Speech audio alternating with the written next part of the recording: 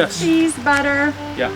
Today we're going to Craftsbury, to the Craftsbury Albany pop-up food pantry, and we're going to talk to John Gunterman about food. Food is something that binds all cultures.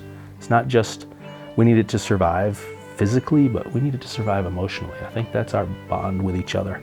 We get a variety of foods from local farms and local cheesemakers and local dairies, but we also have raised quite a bit of money from our community. They eventually just said, just show up. No questions asked. Here's some food. There's your 2 milks. It's very ironic that being a former culinary professional and being a sustainable food systems major, I now find myself to be food insecure. It's my only community contact, really, because I'm so isolated. I get there and it's like, hey, it's Chris, it's Nancy. Awesome. There you go, John. Awesome. Have a wonderful day. I will indeed. Fill your bellies with really good, nourishing local food. It's a situation where people are really grateful, so it's hard not to feel really good about being a part of that. Thank you. Thank you. We'll see you next week. Yes. We've always done this with neighbors helping neighbors, and by and large, the bulk of what is happening in our community is just neighbors reaching out to their neighbors and making sure their needs are met. We have a neighbor next door who just had a baby 2 months ago, so they're in serious lockdown. So I pick up for them. People providing soup once a week or a meal once a week for free, people providing boxes of food for free. Craftsbury is a really social and connected community. It's a good place to go through this stuff. I feel very fortunate to live in this area. Oh, we can have some turnip greens tonight. We've officially purchased our forever home here in West Glover, Vermont. Yeah, I joined the Navy. I turned 35 in boot camp. That was a painful evolution. On the ground in Iraq and Afghanistan. Luckily, I had this passion for food, so walking around the bazaars and downtown, you start talking about food and people just open up. When I got out of the military, I used my GI Bill to go to a local culinary school. Unfortunately, a couple of years ago, I was walking to the bus stop to go to the hospital to go to work, and I was clipped in the shoulder by the rearview mirror of a passing pickup truck, and it greatly diminished my ability to use my left side. So I needed to find something else to do. When I was at New England Culinary Institute, we took a field trip to Sterling College. I saw what they were doing with growing the food in the garden, right across the street. Students growing the food, bringing it over to the kitchen, cooking it there. My hair's standing up. I get goosebumps thinking about this. I mean, that is the way it should be. I ended up in the Sustainable Food Systems degree path. Sterling focuses on experiential education. We want students to understand what farming is about, even if it's not their intent to go into farming, so they get to see the work that goes into it. They get to see some of the rewards that come out of it. Then in February, I think it was, things started getting really scary, and I don't even remember when they decided they were just going to close school, send everybody home. I had actually prepaid for the meal service at Sterling, and then we lost that. And my wife's position at Heartbeat provided 3 meals a day as well. So we didn't budget for food at all. That was not a concern. We had our meals covered. They were paid for in advance. We were good. And then they weren't. And we had an empty fridge and no budget to go out and buy food. Yeah, Thursdays are the big salad day.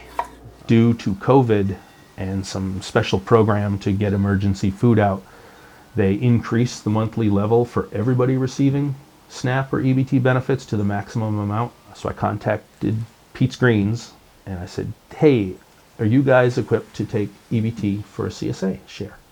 I said, absolutely no problem. So we doubled our CSA, and we also added some new products. So we added eggs and meats. I was contacted by Gwyneth at Sterling. We can take EBT. And if you can't use your EBT, we also have some subsidized shares. I guess some donors just said, hey, if there's anybody that you know that could use a little help, sorry. So yeah, we have a lot of that around town. But this is lemon sorrel, and this is just amazingly delicious. My doctors at the VA said, no way. With the lung damage that I have from exposure in Iraq and Afghanistan, and being older and overweight, they're like, you don't want to get this. So I'm trying to stay in. I call the Craftsbury, Glover, my germ pool. We've never seen a pandemic like this in our lifetimes. No. We've never seen thousands of cars lined up. It's really striking. I went to the one in Berlin or Barry at the airport there. Like, is this the line for the food distribution? And he went, uh-huh. And I looked at my GPS and like, we're still 5 miles from the airport. That was about 7:30 in the morning. By the time I got there, about 2 in the afternoon, to the gate at the airport, they said there's going to be no more fresh food left, but we have the FEMA MRE packs. It was very stark for me because I've been overseas and I've been the service member at the end of that line giving U.S. aid out. And to see that happening here, I mean, I cried several times that day because I thought, you know, by doing what I'm doing there, I'm keeping it from happening here. And apparently not.